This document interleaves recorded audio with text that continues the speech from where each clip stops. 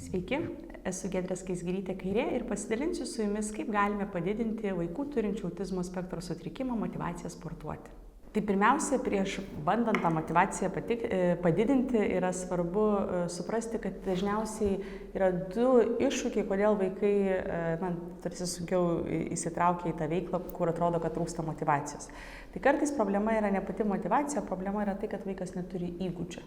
Tai yra vadinamas įgūdžio trūkumas. Ir tas įgūdžio trūkumas, dėl įgūdžio trūkumo vaikas tiesiog neįsitraukia į veiklą, mums gali atrodyti, kad jis pabėga nuo veiklos dėl to, kad jis nenori joje dalyvauti, bet iš tiesų jis pabėga, nes jis nesupranta iki galo, ką reikia daryti. Tai norint padėti vaikams, kurie patiria įgūdžio trūkumus, dažniausiai labai pasiteisina įvairus vizualinių priemonių naudojimas. Tai pirmoji priemonė, kurią norėčiau paminėti, yra tvarkaraščiai. Tvarkaraščių naudojimas gali padėti tais atvejais, kai vaikams yra sunku suprasti veiklos eiliškumą. Tai reiškia, visos tos veiklos seką mes sudedame į tvarkaraštį, kad vaikas suprastų, kas po ko vyksta. Taip pat tvarkaraštis padeda tais atvejais, kai mes vaikui norime padėti suprasti viso užsiėmimo struktūrą, kas po ko vyks, kada bus pertraukėlės, kada jis galės daryti tai, ką jis nori, kada jis turės daryti tai, ką mes norime.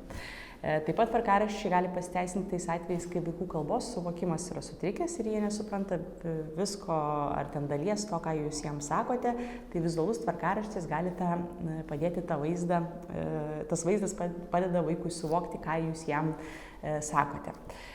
Dar viena priemonė, kuri dažnai gali padėti sporto veiklų metu, tai yra dabar po to vizualinė priemonė. Jos panaudojimas gali būti dviejų rūšių. Tai pirmasis būdas yra naudoti jį vietoj tvarkaraščio tiems vaikams, kuriem yra tiesiog per sudėtinga suprasti tvarkaraštį. Jis galbūt jiem yra per ilgas, jie neišlaiko dėmesio, jie nesupranta tiek daug sekų eiliškumo. Tai tokiu atveju mes tiesiog dedame veiklą, ką darome dabar ir ką darome po to. Atliekame tą veiklą, kurią padarėme dabar, ją nuklijuojame, užklijuojame veiklą po to. Ir tokiu būdu vaikas tiesiog mato dvi veiklas prieš save ir jam yra lengviau tokią struktūrą suprasti negu visą tvarkaraščio ar dienotvarkės naudojimą. Kitas būdas, dažnesnis, kaip yra naudojamas dabar po to priemonės, tai yra tais atvejais, kai vaikas užsigeidžia kažko, ko jis šiuo metu negali turėti. Pavyzdžiui, jis ateina ir jis nori lipti kopėtėlėmis, ar jis pamatė tą gimnastikos tokį kamuolį ir nori ant jo šokinėti, o jūs norite, kad jis šituo metu keliautų per kliūčių ruožą. Ir niekaip nepavyksta jo grąžinti, nes jis nori prie to kamuolio. Ir jūs nieko prieš jam tą kamuolį duoti po to, kai jis praeis kliūčių ruožą. Jūs jam sakote, žiūrėk, praeikim kliūčių ruožą, po to tais ant to kamuolio, vaikas vis tiek jūsų neklauso. Tai va ta priemonė gali šitoj vietoj labai pasiteisinti, jūs jam klijuojate, kad dabar kliūčių ruožas, po to tu gausi kamuolį. Ką norėčiau šitoj vietoj dar papildomai paminėti, nenaudokite dabar po to priemonės papirkinėjant vaiką. Tai reiškia, kad jeigu jis atsisako dalyvauti kliūčių ruože, pasiūlydami jiem ką nors, ką žinote, kad vaikui labai patinka. Tai reiškia, imkime pavyzdį su to pačiu kamuoliu. Žinote, kad vaikas jį mėgsta, jis šiuo metu jo nematė to kamuolio, jo nepaprašė, nerodė iniciatyvos tą kamuolį turėti, bet neįsitraukė į kliūčių ruožą, o tarkime tiesiog bėgioja ar ten žiūri į veidrodį. Tai tokiu atveju jūs galite nedarykite to, tai yra labai didelė pagunda, kai žmonės užklijuoja, kad dabar kliūčių ruožas, po to tu gausi kamuolį. Tai yra papirkinėjimas. Jis bus veiksmingas, bet bus veiksmingas trumpalaikiu būdu. Trumpalaikis veiksmingumas viso to bus ir ilgainiui jūs to turėsite siūlyti vis brangesnius dalykus negu tas, pavyzdžiui, kamuolys, vis daugiau veiklos ir paklusnumo vaiko tai neugdys. Tai ugdys tik tai norą daryti tada, kai jis turi tam tikrą pasiūlymą. Dar viena priemonė, kuri gali padėti sporto veiklų metu, tai yra įvairios vizualinės taisyklės, nurodančios elgesį, kurio yra tikimasi iš vaiko. Tai tų taisyklių pagalba mes galime vaikui parodyti, ką jis turi tam tikroje situacijoje daryti. Ir panaudojimas jų yra labai įvairus, pradedant persirengimo kambaryje, baigiant atliekant, kaip reikia atlikti tam tikrus pratimus, kaip reikia bendrauti su bendraamžiais esančiais tame pačiame užsiėmime ir panašiai. Dabar su taisyklėmis yra svarbus keli niuansai. Pirmas yra, kad taisyklė visuomet turėtų parodyti elgesį, kurio mes iš vaiko tikimės. Ką tai reiškia? Tai reiškia, kad mes negalime naudoti taisyklių, kurios nurodo tik tai, ko negalime daryti. Pavyzdžiui, nebėgioti ar ten nerėkauti. Nes naudodami tokias taisyklės mes padarome prielaidą, kad vaikas žino, ką reikia daryti vietoj to. Dažniausiai priežastis, kodėl jie nesielgia tinkamai, yra būtent tai, kad jie nežino, ką daryti vietoj to. Jie rėkoja, jie nežino, ką daryti vietoj to. Tai taisyklės gali būti dvigubos, nurodančios, ko nedaryti ir ką daryti vietoj to. Tarkime, kad burna turi būti užčiaupta. Arba jos gali būti tiesiog nurodančios tinkamą elgesį. Dar viena vizualinė priemonė, kurią norėčiau rekomenduoti, tai yra vizualiniai laikmačiai.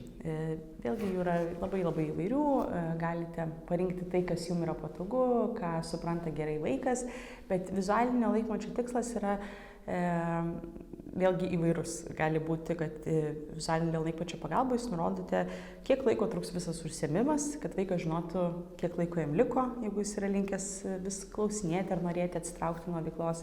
Ir matydamas, kiek laiko liko, jis tikėtina, kad lengviau išbus jūsų siūlomoje veikloje, kada jam bus pertrauka, ar ne? Galima vizualinius laikmačius naudoti tais atvejais, kai jūs naudojate struktūravimą su pertraukėlėmis. Tai yra, kad vaikas mato, kiek jam laiko bus veikla ir po to kiek laiko pertrauka. Vėl kiek laiko veikla, kiek laiko pertrauka.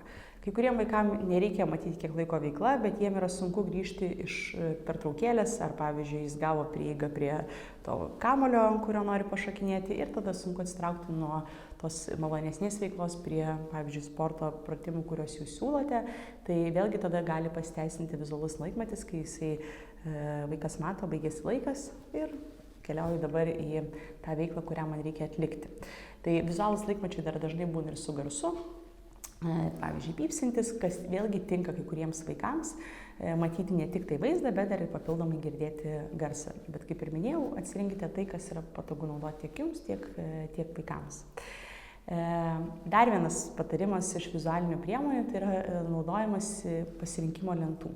Tai pasirinkimo lentų pagalba jūs galite arba įtraukti vaiką į užsiėmimo planavimą, tai reiškia, galbūt tvarkaraštyje yra tam tikros tuščios vietos, kur vaikas gali pats išsirinkti veiklą iš jūsų duotos pasirinkimų lentos. Tai pasirinkimo lentelė yra tam tikri simboliai, paveikslėliai, priemonių nuotraukos, iš kurių vaikas išsirenka ir užsiklijuoja savo veiklą. Jūs galite galbūt duoti kartais pasirinkti visą užsiėmimą, jūs galite duoti tik tam tikras specifines vietas, duoti išsirinkti, ką vaikas darys. Jeigu vaikui labai sunku įsitraukti ir daryti tai, ko jūs prašote, galite naudoti tokią struktūrą užsiėmimo, kai viena veikla yra jūsų išrinkta, kita veikla yra išrinkta vaiko, vėlgi jūsų vaiko. Ir dar vienas būdas, kaip dažnai naudojamas yra pasirinkimo lentos, tai jas naudojant pastiprinimą, kai vaikas užsidirba kažką malonaus, kažkokią malonę veiklą ir jis tada ją gali išsirinkti iš pasirinkimo lentos, ką jis nori daryti. Yra tam tikri jo atlygiai sudėti, kažkokios atlygių veiklos, iš kurių jis renkasi. Ir dar vienas principas, jau čia ne visai vizualinė priemonė, kurį aš norėčiau rekomenduoti tais atvejais, kai vaikams trūksta įgūdžio, tai yra tiesiog užsiėmimo struktūravimas, naudojant dažnas pertraukėlės. Dažnai, kai vaikai trūksta jiems įgūdžio, jie sunkiau geba išlaikyti dėmesį į veiklą, net yra dėmesio išlaikymo įgūdžio trūkumas. Ir tais atvejais labai pasiteisina tas struktūravimas veiklos, tai reiškia, tam tikrą laiką atlieku sporto veiklą, tam tikrą laiką vaikui yra duodama pertrauka. Ta pertrauka neturėtų būti ilga, priklausomai nuo vaiko trukti ten dažniausiai apie porą minučių, bet retais atvejais ilgiau. Ir po tos pertraukos vaikas vėl grįžta į veiklą. Ir tos pertraukėlės vieniem vaikam tikrai turi būti dažnai suteikiamos, kitiem rečiau, bet jos tikrai padeda vaikui geriau išlaikyti dėmesį užsiėmimo metu. Na ir kita grupė vaikų, kuriem ne įgūdžio trūksta, o vis dėlto motyvacijos trūksta. Tai su tokiais vaikais reikia naudoti papildomas motyvacijos priemonės, kurios yra vadinamos pastiprinimu. Dabar žodis pastiprinimas lietuviškai dažnai mums asocijuojasi su žodžiu paraginimas, ar ne? Ir tada žmonės jį klaidingai supranta ir galvoja, kad pastiprinimas turėtų būti suteikiamas prieš veiklą. Tai iš tikrųjų pastiprinimas daugiau yra panašus į žodį atlygis, bet vėlgi ne visiškai tas pats. Iš esmės pastiprinimas turi būti suteikiamas visuomet po elgesio, kurio mes iš vaiko norime.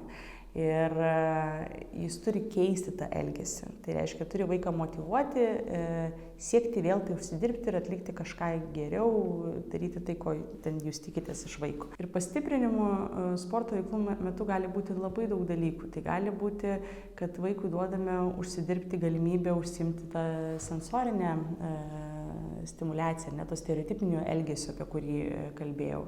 Gali būti, kad mes jam duodame užsidirbti pertraukėlę. Gali būti, kad mes jam duodame užsidirbti prieigą prie tam tikros veiklos, kurios jisai nori. Jis labai norėjo, jam tam tikra veikla patinka. Gali būti, kad mes jam suteikime prieigą užsidirbti tam tikrą žaislą ir priemonę, kurią jisai mėgsta toj sporto erdvėj.